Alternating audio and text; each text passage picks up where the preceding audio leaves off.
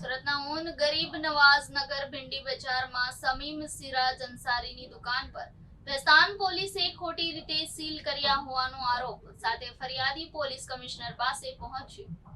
પીડિત ફરિયાદીએ ગત તારીખ 15/2/2024ના રોજ સાંજે લગભગ 8:30 વાગ્યાના અરસામાં તેમના દુકાન ક્લિનિક પર એક બાળકને સ્ટેબ ઇન્જરી થયેલી હાલતમાં લાવેલ હતો। આ બાળકીને લગભગ જમણા થાપા ઉપર તીક્ષ્ણ વસ્તુથી ઈજા થઈ હતી। ત્યારે તેણીને તપાસવાની શરૂઆત કરી હતી। ત્યાં તેની હાલત વધુ બગડતા તેના સગાને જાણ કરી હતી। તેઓએ પહેલેથી જ 108ને ફોન કરી દીધો હતો। તે બાળકીને દુકાનથી ક્લિનિક સનાબિલ બેકરી સુધી અંદાજે 1 કિલોમીટર રિક્ષામાં રોડ સુધી લાવ્યા બાદ 108 મારફતે નવી સિવિલ હોસ્પિટલમાં લઈ જવામાં આવી હતી, જ્યાં હાજર તબીબોએ તેણીને મૃત જાહેર કરી હતી। આ ઘટનામાં પોલીસે એડી દાખલ કરી પોસ્ટમોર્ટમ કરાવ્યું હતું। બીજા દિવસે પીડિત ફરિયાદીને અમદાવાદ જવાનો પ્રોગ્રામ પહેલાથી જ ગોઠવાયો હતો અને 2-3 દિવસ અમદાવાદ જતો રહ્યો હતો। તે દરમિયાન પોલીસે તેમની દુકાને ક્લિનિકને તાળું મારી સીલ મારી દીધું હતું અને ચાવી તપાસ અધિકારી લઈ ગયા હતા। પોલીસને આ અંગે કોઈ પણ જાતની લેખિત જાણ કરી ન હતી અને મિલકત તેમના પિતાશ્રીના નામની છે। તેઓ જાહેર સ્થળ પર હાજર છતાં તેઓને કોઈ પણ લેખિત જાણ કરી નથી। વધુમાં તેઓએ અંગત સૂત્રો થકી જાણ થઈ હતી કે મામલાની તપાસ પીએસઆઈ તમન્ના યાદવ મેડમને સોંપવામાં આવી છે।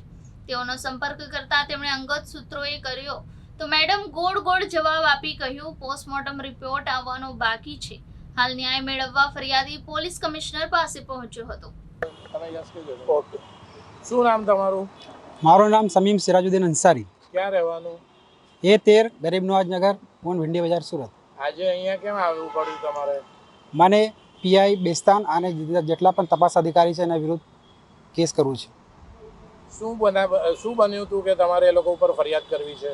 બાળકીને મૃત્યુ થયું, ત્યારબાદ પોલીસવાળાએ ઈડી કરીને ગેરકાયદેસર દુકાન આવીને તાળું માર્યું અને સીલ કરીને ચાવી હાથે લઈ ગઈ। શું બનાવ બન્યો હતો કે આ 15 તારીખની ઘટના છે, 8:30 વાગ્યાની। એક સ્ટેપ ઇન્જરીવાળું પેશન્ટ આવેલું, બાળકી હતી નાનલી। તો એને જ્યારે આવ્યું ત્યારે જોયું તો એની હાલત વધારે ખરાબ હતી। તો મેં કીધું કે ભાઈ તમે 108 બોલાવીને એમ્બ્યુલન્સમાં હોસ્પિટલે લઈ જાઓ। તો પેલો કે પહેલાંથી એમ્બ્યુલન્સને ફોન કરીને રાખેલું। તો મારા દુકાનથી એક સનામિલ જગ્યા છે, 1 કિલોમીટરની દૂરી છે। તો ત્યાં એ લોકોએ રિક્ષા બોલાવ્યું અને રિક્ષા પર બેસાડીને પછી ત્યાં સનામિલ લઈ ગયા અને પછી ત્યાં એમ્બ્યુલન્સમાં મૂકીને સિવિલ હોસ્પિટલ લઈ ગયા। જ્યાં સિવિલ હોસ્પિટલ લઈ ગયા તો ત્યાં પછી તબીબોએ તપાસ કરી અને પછી બાળકીને મૃત જાહેર કરી। તમારું પેશો શું છે? શું કામ કરો છો? મેં એઝ અ કમ્પાઉન્ડર તક કામ કરું છું। કઈ તારીખની ઘટના છે ને શું આખો બનાવ છે? આ ઘટના છે 15/2/2024ની। ટાઈમ હતો 8-8:30 વાગ્યાનો। પોલીસ માટે શું કાર્યવાહી કરવાની માંગ કરો છો? મેં કહેવા માગું છું કે ઈડી કરીને પોસ્ટમોર્ટમ કરાવ્યું પોલીસવાળાએ અને પછી મને પહેલાંથી જ અમદાવાદ જવાનું મને પ્રોગ્રામ મેં ફિક્સ કરેલું હતું 3-4 દિવસનું। તો મેં એના માટે 3-4 દિવસે મેં અમદાવાદ નીકળી ગયું। પર મારા ગેરહાજરીમાં બરાબર પોલીસવાળા આવીને દુકાનને તાળા મારી ગયા અને સીલ મારીને ચાવી હાથે લઈને ગયા। જો કે એ બધી પ્રોપર્ટી ને દુકાન જે છે એ મારા પપ્પાની છે। પપ્પાને પણ પોલીસવાળાએ કંઈ લિખિત જાણકારી આપ્યું નહીં। અને પછી જ્યારે મેં મારા સૂત્રોના હવાલેથી જાણ કર્યું ત્યારે પીએસઆઈ મેડમ તમન્ના યાદવ મેડમ છે એને મેં જાણ કરી। તો મેડમે કીધું ગોળ જવાબ આપ્યો। મેડમે કીધું કે ભાઈ બધા પહેલાં એ કીધું કે ભાઈ હમણાં પોસ્ટમોર્ટમ રિપોર્ટ આવ્યું નથી। પછી બીજી વાર પછી ફરીથી કીધું કે હમણાં મેં બંદોબસ્તમાં છું, હમણાં મેં આવવા નહીં। પછી ત્રીજી વાર એમ કીધું। મેં કહેવા માગું છું કે જો કંઈ ગુનો થાય તો એ ગુનો દાખલ કરીને કાયદેસરની કાર્યવાહી કરે। જો કોઈ મેં નિર્દોષ હોય તો મને નિર્દોષ કરો એમ। શું બેસ્તાન પોલીસની બેદરકારી લાગે છે? હા, બેસ્તાન પોલીસની બેદરકારી લાગે છે, કેમ કે એ લોકો ગોળ જવાબ આપે છે। મેડમ કહે છે કે પોસ્ટમોર્ટમ રિપોર્ટ આવ્યું નથી, હમણાં મેં બંદોબસ્તમાં છું, બરાબર, હમણાં મેં નવસારી જાઉં છું, 3-4 દિવસ પછી આવવા મેં એમ કરીને જવાબ આપે છે। તમે શું કહો? કમિશનર ઓફિસ પાસે।